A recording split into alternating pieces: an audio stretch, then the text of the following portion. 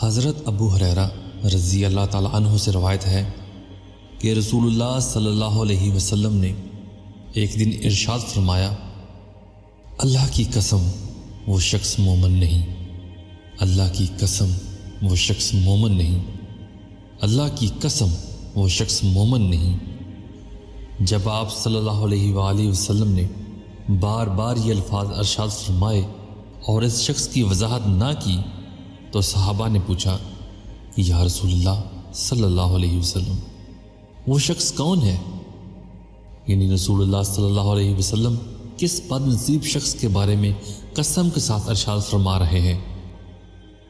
آپ صلی اللہ علیہ وسلم نے ارشاد فرمایا، وہ شخص جس کے پڑوسی اس کی برائیوں اور اس کے شر سے محفوظ اور بے خوف نہ ہوں۔